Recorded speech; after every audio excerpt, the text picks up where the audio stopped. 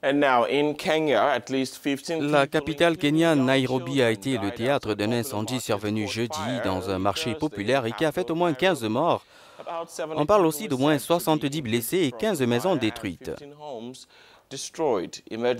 D'après les services d'urgence, le brasier s'est déclenché autour de 2h30 et s'est propagé à plusieurs appartements avant d'être circonscrit 90 minutes plus tard.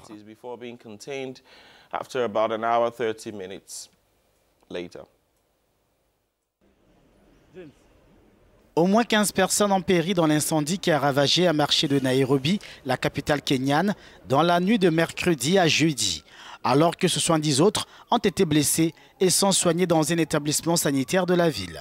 L'incendie s'est déclaré dans un dépôt de bois du marché, information confirmée par le chef de la police de Nairobi.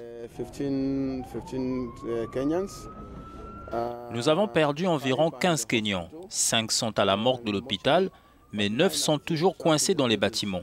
Ils n'ont pas été ramassés parce que nous voulons nous assurer de la sécurité de ces bâtiments, parce que nous savons qu'il y a encore des bouteilles de gaz et qu'elles sont toujours en train d'exploser, qu'il y a aussi certains produits chimiques. L'équipe de sécurité veut avoir la confirmation pour assurer la sécurité de ces bâtiments afin que les sauveteurs n'aient aucun problème lorsqu'ils s'y rendront.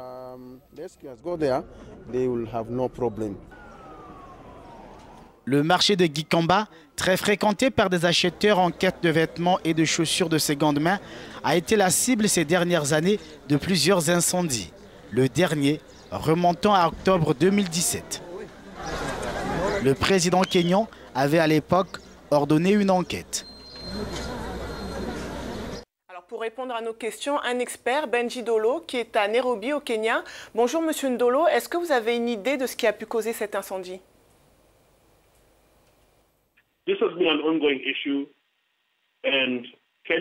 Le Kenya est actuellement en proie à une crise institutionnelle très sérieuse, une crise liée à la capture de l'État par des intérêts privés.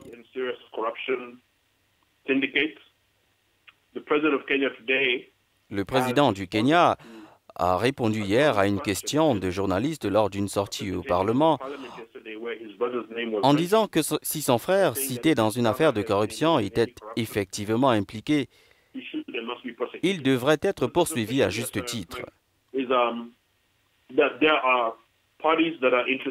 Ce qui se passe donc, c'est qu'il y a des partis qui sont intéressés par la prise de contrôle de cet espace, le marché de Gikamba, qui se trouve à 5 km du CGB. Une zone très viable, étant donné aussi que les prix des terres au Kenya ont augmenté ces 3 dernières décennies.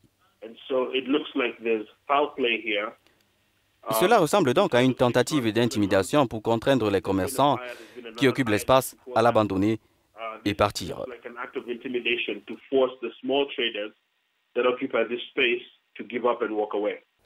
Alors, ce n'est pas la première fois que ce marché est le théâtre d'un incendie, c'était déjà le cas en 2015. Pourquoi est-ce que le gouvernement kényan n'a rien fait depuis? Les inégalités sont très graves au Kenya. La répartition des richesses est très inégale. Les élites possèdent 88% du pays. Et donc, malheureusement, en raison de politiques tribales couplées à la corruption, on constate que la caste au pouvoir a des intérêts commerciaux très énormes. Et par conséquent, il n'est pas vraiment dans l'intérêt du gouvernement de respecter un agenda particulier pour ce marché, et même s'il est vrai que c'est là qu'ils recueillent la plupart de leurs votes. C'est donc très embarrassant, c'est une honte, mais peut-être que les choses vont changer. J'ai vu le Sénat se déployer, les députés, l'honorable Jaguar, un homme qui me consulte régulièrement à la recherche de solutions, parce que, encore une fois, c'est un mauvais leadership ou un manque de leadership. Alors, dernière question, le président Uhuru Kenyatta a déclaré, je cite, « Nous devons aux victimes et aux habitants de Nairobi un plan clair et crédible pour mettre fin à ces incendies. » Est-ce que vous pensez que cette fois-ci, des actions concrètes vont être prises? Le